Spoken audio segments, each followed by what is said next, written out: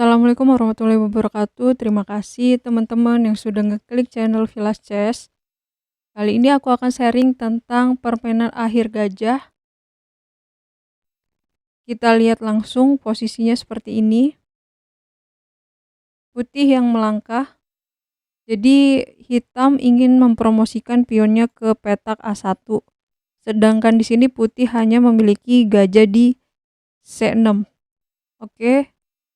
Langkah putih yaitu gajah ke C7 untuk memberikan ataupun melakukan serangan di petak supaya raja hitamnya tidak bisa kemana-mana. Oke, berikutnya langkah hitam yaitu dia hanya melakukan langkah pion A3 karena raja hitam tidak bisa untuk keluar dari jalur yang sudah dibatasi oleh raja putih. Setelah posisi seperti ini, kita akan ngeblok pion supaya pion hitam hanya melakukan satu langkah saja, yaitu ke A2. Langkahnya yaitu gajah ke A4. Lalu pion A2, dan di sini kuncinya di permainan akhir gajah posisi seperti ini yaitu raja ke C6 untuk melakukan checkmate di B5. Jadi raja hitam sudah tidak bisa keluar dari jalur posisi petak di depannya.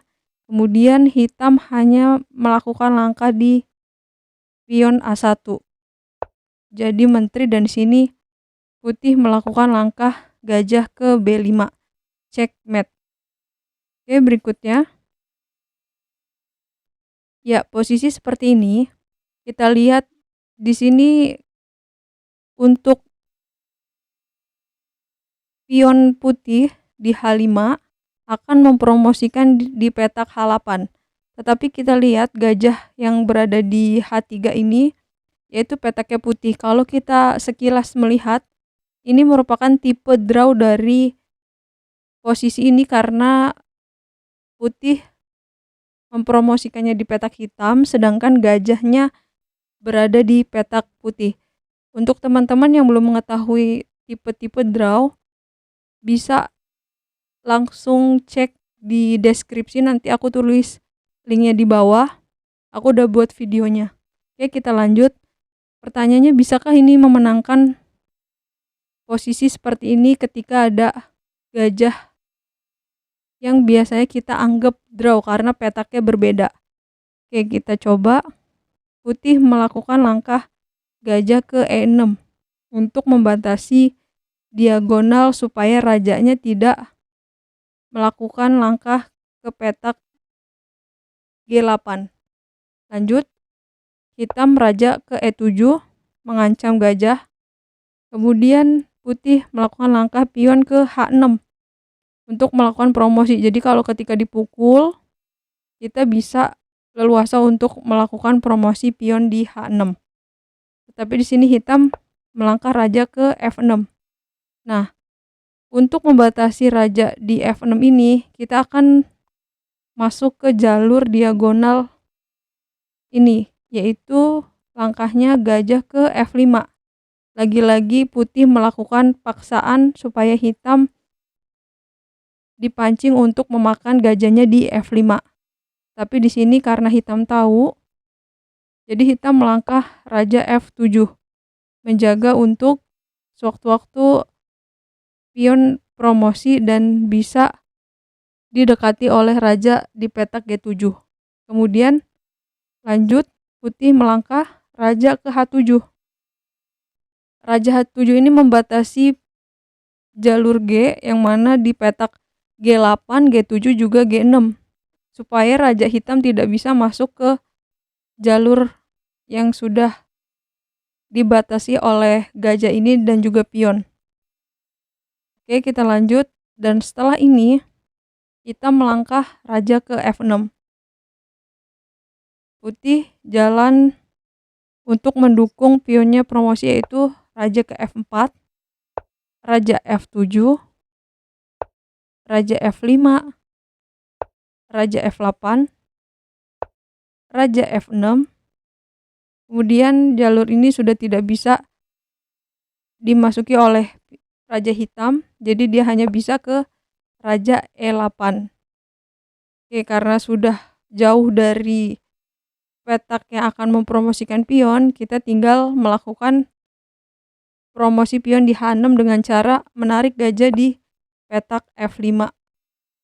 Oke, langkah selanjutnya, kalau dia raja F8, kita tinggal H7. Kalau dia raja E8, kita tinggal jadi menteri. Kemudian checkmate di sini karena sudah dibatasi oleh gajah di D7. Oke, lanjut.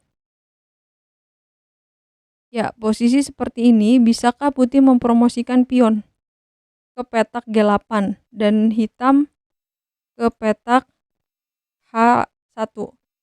Kita lihat putih yang melangkah posisi seperti ini, yaitu raja ke F7. Lalu dibalas pion ke H5,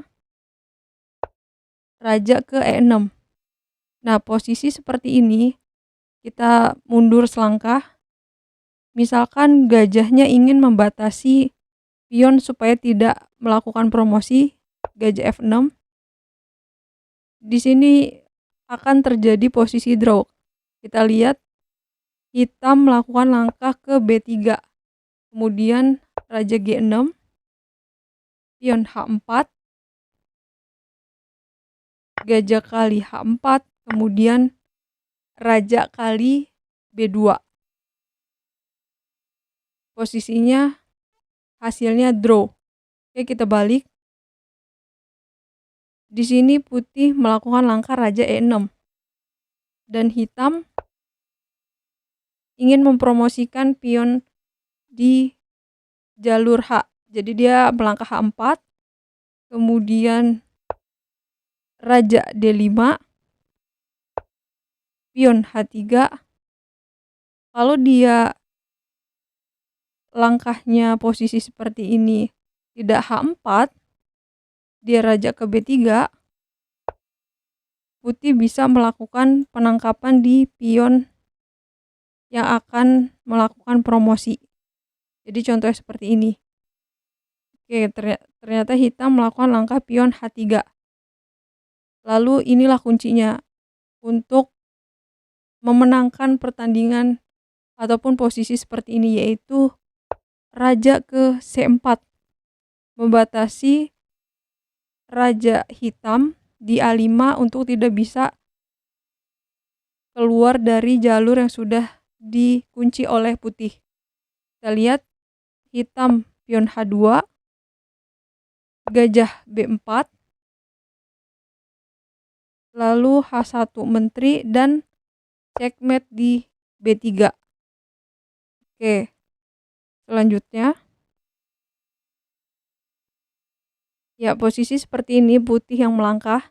Jadi putih akan mempromosikan pion ke A8 dan hitam ke B1.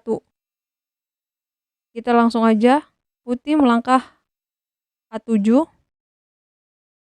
Kalau misalkan putih tidak melangkah A7, dia mencegah untuk membatasi pion hitam, contohnya gajah C3, lalu dibalas raja C8, kemudian gajah E5, pion B2, gajah kali B2, raja ke B8, dan di sini hitam masuk ke kunci dari tipe draw karena gajah putih di petak hitam, kemudian pion akan melakukan promosi di petak putih. Jadi ini tipe draw posisinya. Oke, kita balik. Pion A7 dibalas pion B2, A8 jadi menteri, B1 jadi menteri.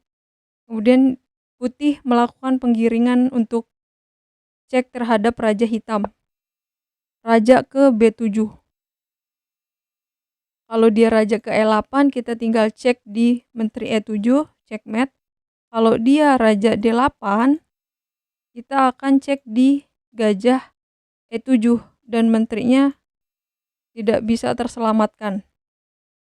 Jadi dia langkahnya raja ke E6. Lanjut, menteri E7. Nah, posisi seperti ini kalau rajanya ke F5, bisa melakukan pin di menteri H7. Dapat menteri di B1. Jadi dia langkahnya raja ke D5. Kemudian menteri D6, lagi-lagi kalau masih masuk ke jalur yang diagonal seperti ini, kita bisa mengambil taktik pin ataupun bisa skak kemudian dapat menteri di B1. Lanjut di raja C4,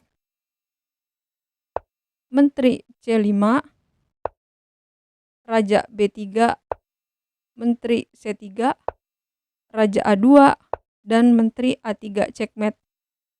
Oke, ini aja teman-teman. Semoga bermanfaat.